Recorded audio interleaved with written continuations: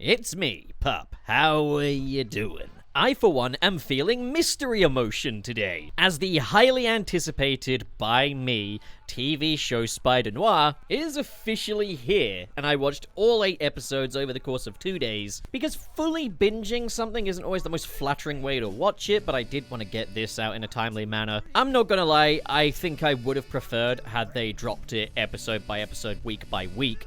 At the same time, I was considering whether to do, like, episode-by-episode videos and just kind of make videos as I go. But then again, with the mystery format of the show and the way it kind of builds its story inward, I figured doing one video on the series would be the way to go if this is the way the show is being released. But I definitely would have preferred a weekly release because it would have been fun to kind of sit with certain events for like a week, make it kind of an event viewing without having to worry about spoilers on social media. Just, yeah, not a big fan of the whole all-at-once approach. It's just not the same kind of community experience, you know? So Spider-Noir is kind of Sony's latest attempt at doing a live-action Spider-Man project, while Marvel Studios makes the mainline Spider-Man movies in the MCU. For just a little under a decade now, Sony have been making these kind of spin-off villain movies, finding ways that they can play with what remains available to them of the Spider-Man IP. And that was kind of meant to be a cinematic universe, but it ended at Kraven the Hunter. And obviously they did have more planned because they were teasing Null, they were teasing more symbiotes, but like the thing was a laughingstock. With Spider-Noir, we've got Sony's newest attempt, but rather than starting entirely from scratch, they're instead kind of using Into the Spider-Verse as kind of a launch pad. And rather than focusing on supporting cast members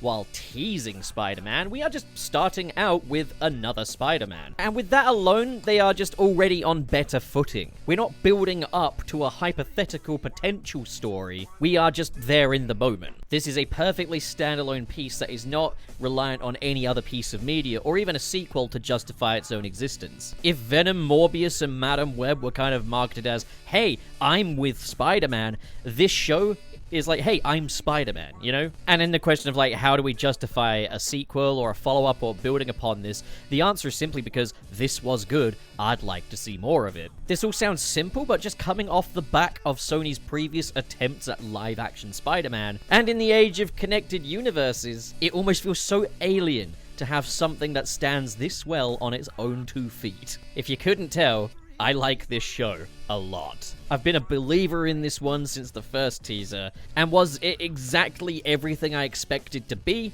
No.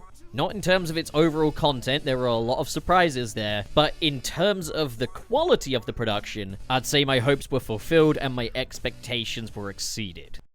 Now, the reason I say kind of content-wise it wasn't kind of exactly what I was expecting was because the promotional materials for this very much leaned into the Spider persona. In the trailers, you see quite a bit of him in costume, but the show spends much more time with Ben Reilly as a private investigator. In terms of the amount of, like, suited-up screen time, I'd say this show's about proportionate to the Nicholas Hammond Spider-Man TV show. This is not the first time Sony have kind of done this. They do tend to market their Spider-Man projects as being kind of more Spider-Man oriented than they usually are. Like The Amazing Spider-Man 2, for example, the trailers leaned into Spider-Man a lot, the movie itself mostly Peter Parker. But I will say, in the case of Spider-Noir, while I wouldn't say no to more screen time suited up in the next season, that is provided there is one, Spider-Noir did a very good job at kind of showing its hand and showing the kind of appeal it wanted to have. Unlike the Nicholas Hammond show, though, the whole spider aspect of it doesn't feel negligible here. Like, his spider abilities are very important to the story. Another thing is, if you're hoping for this to be an accurate representation of the original Spider-Noir comic series, this is more just an extrapolation of that same overall idea.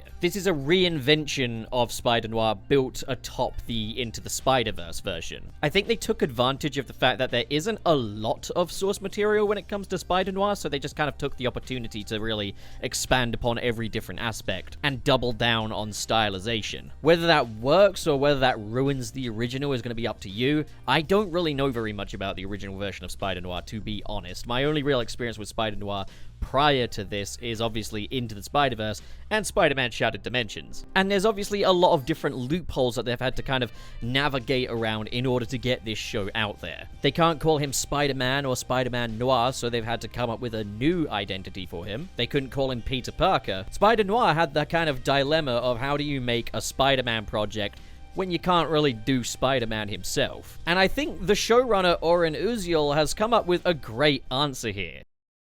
If you cannot be Peter Parker, if you cannot be Spider-Man, well, you gotta ask yourself, what can Spider-Man and Peter Parker not do? So this was a point of controversy in the Sony email hack back in 2014, but in Marvel's licensor agreement with Sony, one of the stipulations is that Spider-Man cannot be seen drinking or using drugs or smoking tobacco unless he has the black suit. And I think the first shot you see of Ben Reilly in Spider-Noir is him drinking at a bar and puffing on a cigar. One of the first things this show did is say, what can Peter Parker not do? And then do it. It says, if we can't play by the Spider-Man rules, we'll just play by our own. So where we once had Peter Parker, we now have Ben Reilly, our troubled, depressive, alcoholic Spider-Man. Oops, can't call him that.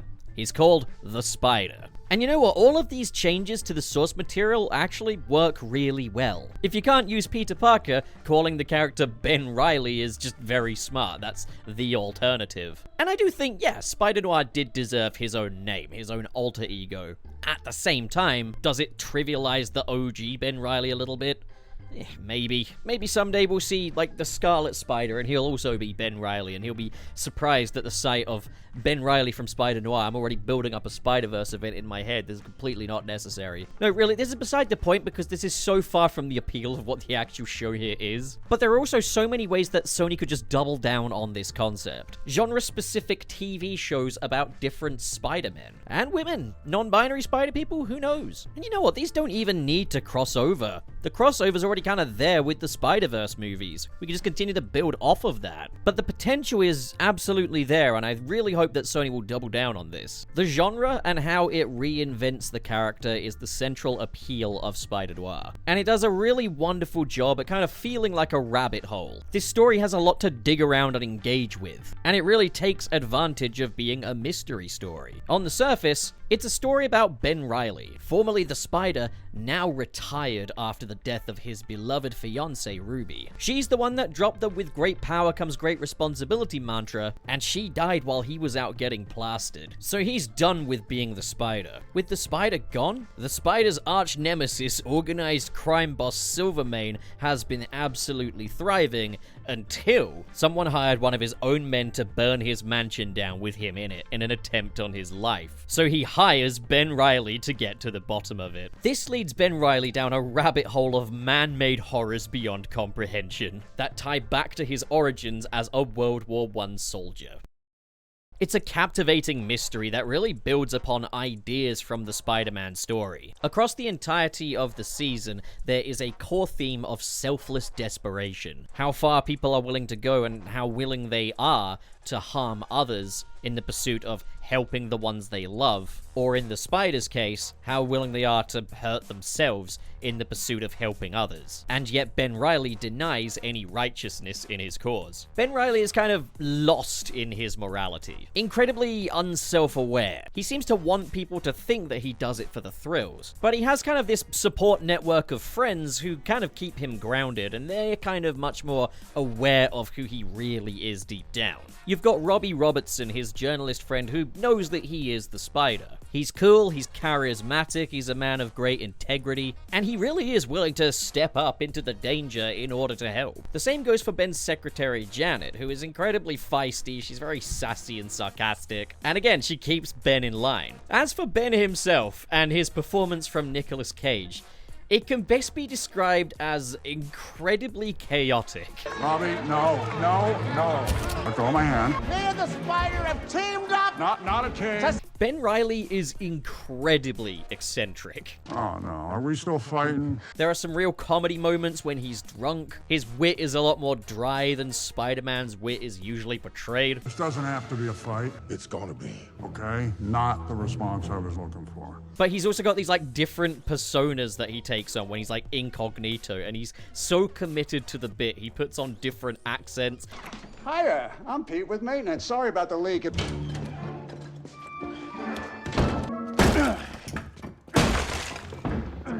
There's a time when he's impersonating a police officer, and he's doing the whole Edward G. Robinson thing, sir. He takes every opportunity to contort himself into silly shapes. And the show gives him, as an actor, the space to just get really silly with it, because this show, on a whole, it's not a comedy, but it is also deeply unserious. Can't you see that the spider's busy? It's an incredibly stylized show, and I absolutely adore the absolute bones of that. And there is a lot of ways the execution could have gone wrong, and not only did it not, but it is actually fucking exceptional. This show is absolutely gorgeous to look at. Shot composition is beautiful, camera angles are dramatic, the lighting is expressive, shadows and highlights are used for dramatic effect. Look, that used to be the standard, but in like TV today, you're lucky if you can get that. They really went the extra mile to make this feel like a classic film noir. It's the kind of thing where they very easily could have gotten away with having just like 1 or 2 standout shots per episode, but no, they really commit to the bit with the stylization here. New York in the 1930s looks incredible. Now, this next part might sound like a diss or a criticism, but it's not supposed to be.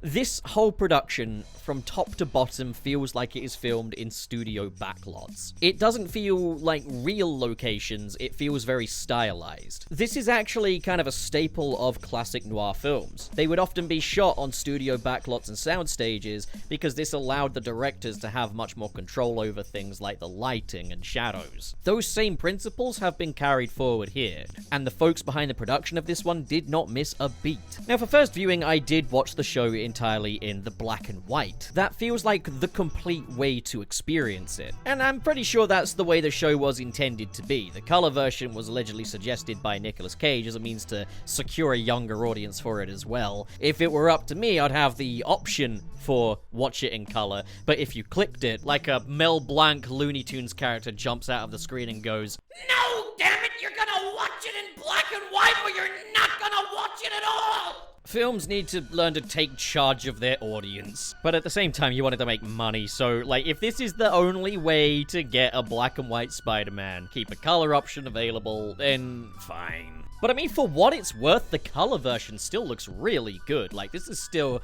an exceptional looking production. It goes to show it does not rely on being black and white to have this atmosphere. It is just from top to bottom a very well-made show. There are some really expressive editing choices. There's a standout scene where Robbie Robertson is taking pictures of a fight that's playing out, and you can see like the camera shutter moving during the fight, and they've got all these really cool transitions going on that use the camera. The music is pretty good too. It sets the overall tone. It never feels like it breaks too far out of the kind of authenticity of being kind of a period piece. It does feel like the kind of music that you would put on a 1930s detective show. I will say, I do wish there was more like a standout theme for the spider, but I will say the opening credits of this thing go so hard. Saving Grace by Kirby is an incredible song. The visuals here, that just, oh my god, it just gets me so hyped every time it's on. We will never be skipping this intro. Get out of here. Beyond Nicolas Cage, it's hard to really pick out any standout performances. That probably sounds really rude, but I actually mean this in the way that it's hard to pick standouts because everybody is delivering their A game. Everyone here is clearly having so much fun playing these 1930s cartoon New Yorkers. Everyone here is so animated. Even more serious characters like Kat Hardy and Flint Marko, played by Legion Lee and Jack Huston, or Abraham Popola, who plays Tombstone. These are more serious, more in parts sympathetic characters, but they all feel like characters that could exist in the world of Batman the Animated Series. They're still all in on that kind of cartoony energy. Robbie and Janet were both absolutely wonderful. Their ride-or-die friendship with the Spider himself was brilliant. He's got kind of a young sidekick called Frankie, and he's great too. He's just this kid trying to make it during the Great Depression, a bit of a pickpocket, and sometimes he works as a distraction for the Spider. Megawatt. Dude, he is such a cartoon character. Andrew Lewis Caldwell gives such a cartoon performance. Do you have any cream or sugar? It's kind of this Poindexter theater kid, 1930s criminal New Yorker. Take all those things, exaggerate them tenfold, stick them in a blender, and you've got this performance and it is absolute gold dust. He is brilliant to watch every time he's on screen. And then you've got Brendan Gleeson. You love it. You know you do. I'm a big fan of Brendan Gleeson as an actor. I can't say I've seen many of the things that he's been in, but he was incredible in The Banshees of Inisherin. He was one of the best parts of Joker 2, which is a film I liked anyway, to be honest. The idea of him being the main villain in a Spider-Man project never once occurred to me, but when I heard that they had cast him as Silvermane and that Silvermane was going to be the main villain of this show, I became very excited for Silvermane. A character that, to be honest, I don't really give a damn about. Like many mob bosses, you can write these guys well, but if you have the wrong kind of performance, it can really just pull the whole thing down. I have noticed that Batman projects lately have been doing a much better job at kind of representing the organized mob criminals of Gotham. Usually by kind of sitting them atop the chain of power at which the villains that we do kind of know and love operate. And then you get like an incredible actor to play them. They did it with the Falcones in the Batman Gotham. And Spider-Noir has basically taken the same approach with Silvermane. He is incredibly menacing. He's asked for it. Let's give it to him. But he's also got like a sort of a charisma to him at the same time, and it's when he's being more charismatic that he's, if anything, more frightening, because he's more unpredictable in those moments. So across the board, you've got a really compelling main character, you've got a brilliant supporting cast, you've got scene-stealing villains. It's even an impressive special effects showcase. It opens with a sequence of the spider web-swinging across New York, and it looks fantastic. Then there's a part where he's climbing a wall and you're seeing like flashbacks of his life playing out in the windows of the building that he's climbing. The thing is, noir or not, there's no real reason why we can't have this level of stylization with more superhero projects. You can really feel the inventiveness and the fun of the filmmakers with this project. Everywhere they had an excuse to just do a normal mid-shot, there's a Dutch tilt. You don't see this much precision with high-budget productions these days. And as a superhero period piece, it really makes use of the period, warts and all. Things like segregation are acknowledged in this show. The idea of just a straightforward Peter Parker Spider-Man TV series can sound alluring because that does have TV potential. But there's kind of something to love about the fact that we've had 3 live-action Spider-Man TV shows. One of them is an aggressively 1970s spy show. The other is a timeless piece of tokusatsu goodness. And now the third one is here, and it's a noir detective story. Why just stick with Peter Parker when you can have Takuya Yamashiro and Ben Reilly? This show just clearly had the right mentality from top to bottom. It's peak. Nothing more to say. What did you guys think? Did you enjoy the show? Is it an all-timer? How does it stack up to other Spidey shows and other superhero shows? Would you like to see more like this? Why the fuck did I turn Irish for a second there? Comment below, discuss. Leave a like if you liked the video, leave a dislike if you disliked the video. Subscribe, hype the video if you're on mobile phone, apparently that helps. Or don't do any of that, you don't have to. I'm not making you do that. Who even am I? Come on. And now, a special thank you shout out for the patrons of the $5 and above tier. We have Manauza, KB, Twilord, Barton, Sir the Skeptic, and Mr. SP, K.O. Bennett, K.O. Bennett, K.O. Bennett, K.O. Bennett, Dare Denny, Sad Goku, Ghostly Phantom, Xanderwolf, Channel Pup, Lifeform Data, Successfully Copied, Council of Geeks, SSS06, Carlex, RT0, Marvin Animation, Grant Allen, Josh Strider, Silver, Ben Raven, Basic Content, Gideon Wells, Pressplater Jason, Joseph Tribble, and Cho Henshin. Thank you, folks, so much for your generosity, and to all of you, my channel is The Buffet. Go grab yourself another plate if you're still hungry. Thank you very much. Peace. Out of the car!